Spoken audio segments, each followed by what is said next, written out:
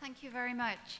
Now, before I start my talk, I have one announcement to make that my colleagues have asked me to say. Anybody who is coming to the masterclass tomorrow at Hamilton campus, there is a bus coming here which will collect you at 9 o'clock from the hotel reception. So please, if you know of anybody else who's coming, who's not in the room at the moment, we have been sending you emails, but if you go for 9 o'clock tomorrow morning to the hotel reception, look out for my colleague Barbara Sharp, who will be looking splendid with a pink sash that says Alzheimer Scotland and UWS, and Barbara will make sure there's a seat on the bus for you, so we look forward to that.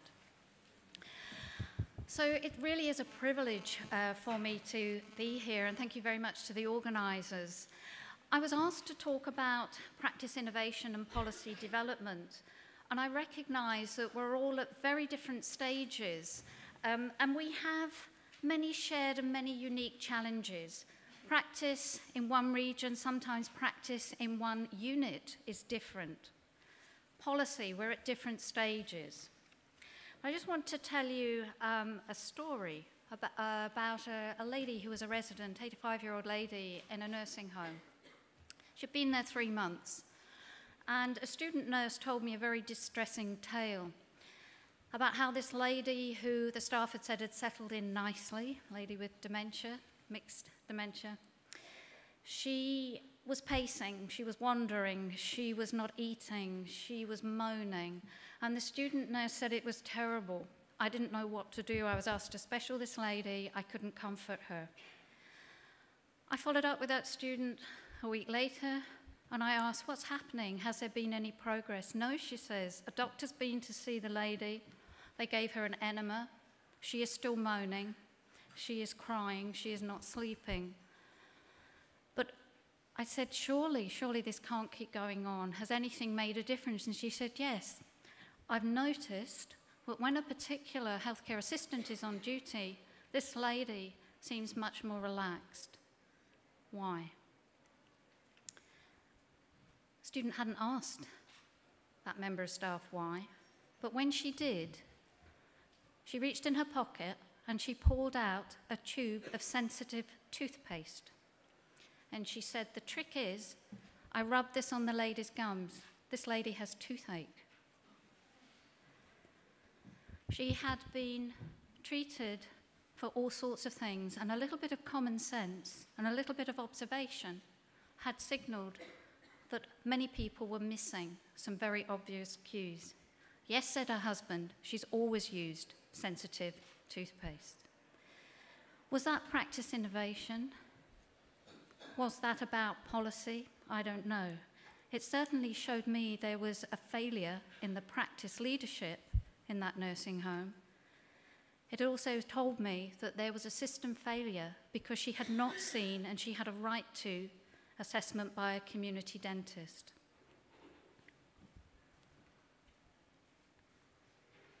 I have 3 questions to think about in relation to my talk. What is practice innovation? I don't think using sensitive toothpaste is a particular innovation. For many family carers, it might seem like common sense. What is the relationship between practice innovation and policy development, and do we need both? Now, in my role, I have a real advantage, a partnership advantage.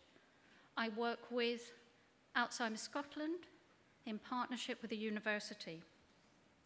And I have a fusion of influences. And over the sessions at this conference, you have heard about the philosophy and the values of Alzheimer Scotland and the fact that we don't want anybody to experience dementia alone.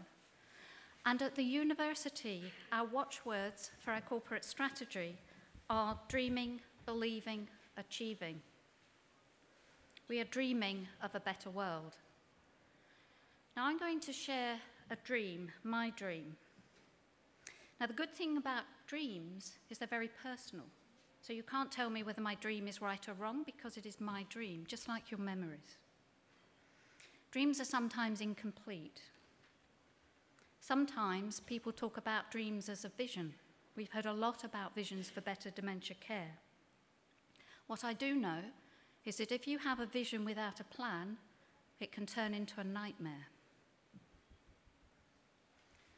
So I'm an academic, I'm entitled to an academic dream, and you can see here that my dream for innovation and development in dementia care involves several pieces. I may be right, I may be wrong, it's my dream. One of the things that I think is a very important part of my dream is that we rise to the changes and challenges and the other conditions associated with later life, whenever later life begins for somebody, in tandem with responding to their needs arising specifically from dementia. Now, as you look around the parts of my dream, and it is incomplete because there's parts missing, I'd like to draw your attention to something which I know will make some of you think, gosh, your dream's a bit odd. Because here, on my slide, I am suggesting that we can have evidence-based practice and evidence-based policy. And even more outrageous, we can have theory-informed policy. We know all the discussions about theory-informed practice. But it's my dream. There are other parts of my dream, but I don't have time to share them with you. If I'm really going to realize my dream, if I'm going to convince other people it's worth sharing my dream, a question has to be answered. Which evidence do we believe? Do we believe the evidence in clinical guidelines? Do we believe the professors and the practice leaders? Do we believe the expert practitioners? Do we believe Ron? He is a family carer. He's exhausted. He knows exactly what he needs for his wife, but he can't get it because the system doesn't allow him. And what about this lady here? What we need to do is we need to think about the evidence that we believe that influence us, and we have to recognize that we have, in all our systems, a tendency to privilege certain knowledge. We privilege the knowledge from the randomized controlled trial. But the user movement, which we've heard a lot about today and yesterday, assists us to understand that we can embrace other forms of evidence. If we're going to influence policy development, then stakeholders, that's all of us, we need to be empowered. We need to have our capacities and our capabilities to influence policy enhanced.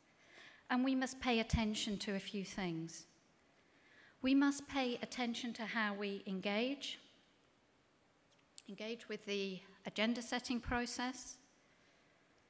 We need to embrace different forms of evidence. And very important for me and many of you in this room is that we hear the quiet voices. There are so many quiet voices that need to be heard. In Scotland, you have heard so much at this conference about our strategy directions. We are listening to some of those quiet voices. We have challenges in doing that, but our policy developments really do reflect a commitment to hearing the user voice. What then is this thing called innovation? As you can see, in 1999, I wrote a paper that was published in an academic nursing journal. And at that time, I wrote that innovation is a positive, albeit challenging component of professional practice that is responsive to an evolving body of knowledge. I also recognize that the arrival of new knowledge creates a predisposition to change, but it does not achieve change. There are many examples where it takes 15, 17 years to get evidence-based changes into practice. There are many, many things that influence what we do, which are stronger than the evidence. So what are the conditions we need if we really are going to change professional practice? Well, over the years, I've been involved in a number of development projects, And I have concluded that these, in addition to the obvious ones, the leadership, the change management skills, need to be created. Evidence-informed practice needs to be described and shared. But that description, if it doesn't reflect the values of practitioners and the people we purport to care for, nobody's going to want to implement it. Importantly, the implementation must feel achievable in a range of caring situations. And practitioners, family carers, everybody needs to be equipped with the knowledge and skills they need to implement that change.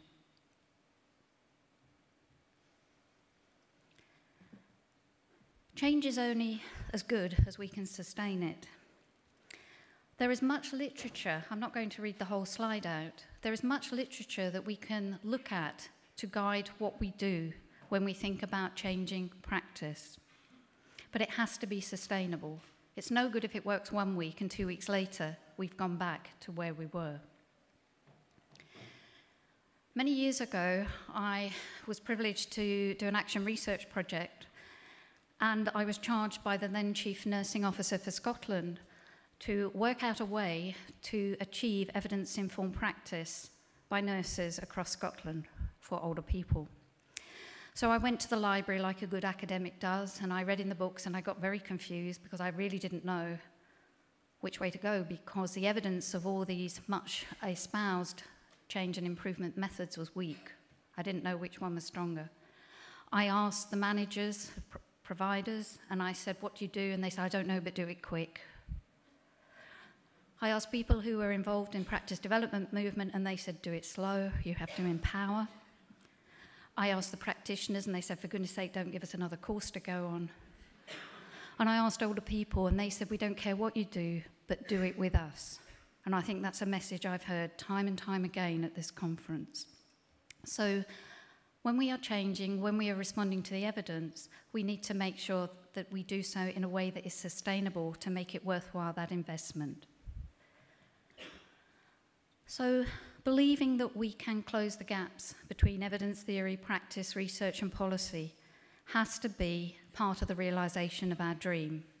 And what I would say to you is that working collaboratively, not wandering off on a path on your own, is the only way forward if we really are going to make a difference to people and family carers who are living with dementia in their lives.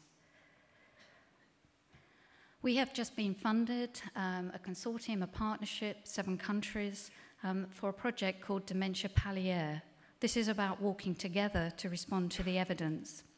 Hopefully, at the next conference, we'll be telling you more about the project. It's only just started.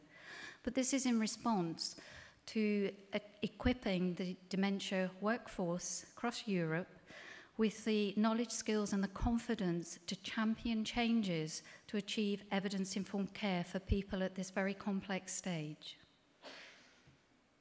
It also involves a community of practice that's working together. And again, watch this space. We're going to have a lot to share with you soon. So just to sum up, achieving innovation. We need to think about what we mean by innovation and what matters. But we have to know where we want to go once we embark on an innovation journey. And it is to evidence that we must look at to know where it is we wish to travel, what works, what's needed. And remember, think inclusively, think about diverse forms of evidence before you start that journey. What does policy give us? Well, policy is designed to help us set off in the right direction. But we also need education and learning. So we need more than the evidence, we need more than the policy, we need commitment and resource to effective learning. But we need research and evaluation. And why do we need research and evaluation? To reassure us that we really have arrived and that we have made a difference. I asked 3 questions at the beginning of this talk, and what I have said to you is actually we need more than practice innovation. We need more than policy. We need research, we need evaluations, and we need to be committed to learning to equip the dementia workforce that is inclusive of family carers and individuals. Thank you.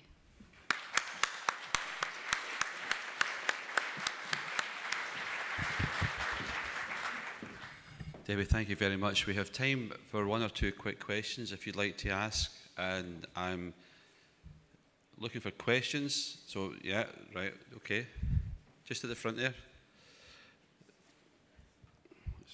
A very nice talk, and if I may make the political point, if I may, on behalf of people with dementia, I agree with all the points on collaboration for competitive advantage. I agree with the point alluding to diffusion and adoption of innovations. I agree with the point of youth involvement. I would like to make the political point. We have a World Dementia Council, which currently at this second, I'm told officially, does not have any persons living with dementia or caregivers on the actual council. I think this is not good enough from a matter of A, democratic citizenship. My colleagues may agree with me. And the second thing is on testing out these innovations to see if they work. And I agree with all the points you made. It's not a point of disagreement. I'm just making the political point, which I understand should be work in progress. Well said. Thank you very much. Any